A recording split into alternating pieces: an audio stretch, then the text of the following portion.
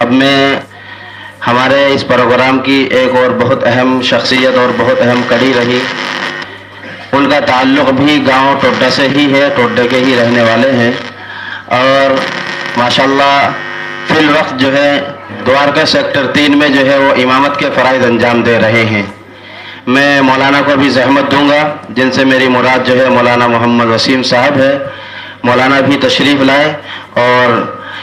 چند منٹوں میں اپنے تاثرات کا اظہار خیال فرمائے۔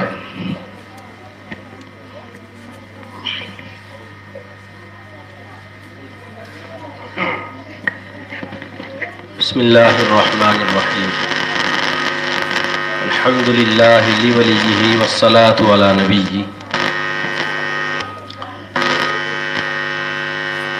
بڑی خوشی ہے کہ آج آپ حضرات کو دیکھ کر اپنے بچپن کا دور یاد آ گیا۔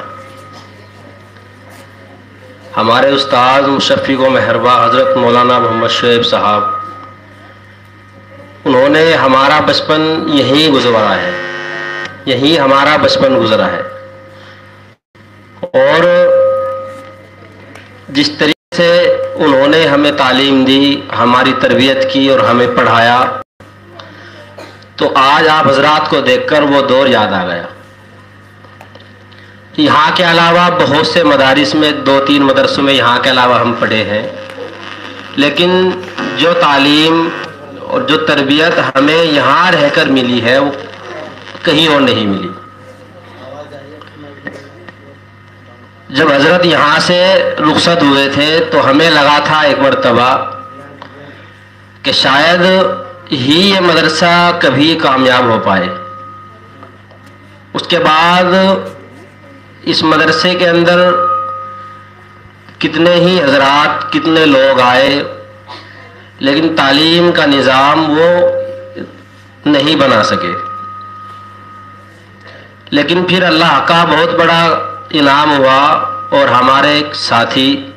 جناب قاری ارشاد صاحب وہ یہاں تشریف لائے، اللہ نے یہاں ان کو مقرر فرمایا، اور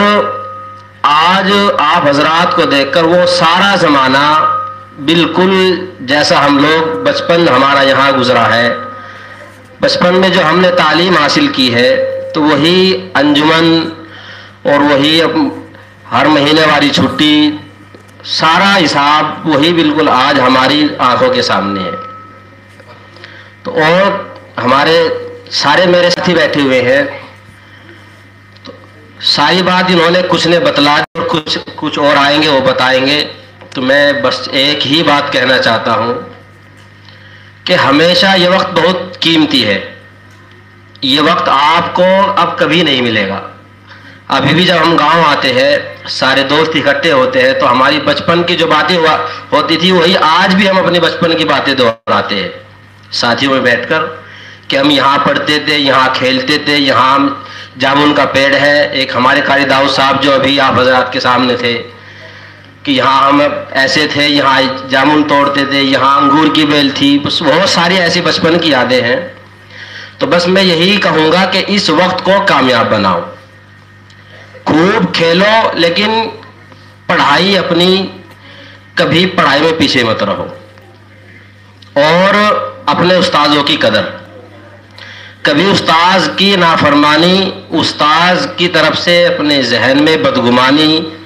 یا کسی بھی طرح کی اپنے ذہن میں کوئی استاذ کی طرف سے ایسی بات نہ لائے کہ جن باتوں کا ہمارے استاذوں کو اگر معلوم پڑے تو ان کو تکلیف ہو۔ بس بہت سارے ساتھی ہیں، وقت بہت کم ہے، تو یہی بات بتلانا چاہتا ہوں کہ اپنے استاذوں کی ہمیشہ قدر کریں۔ اللہ تعالی ہم سب کو کہنے سننے سے زیادہ عمل کی توفیق نصیب فرمائے۔ وآخر دعوانا ان الحمد للہ رب العالمین۔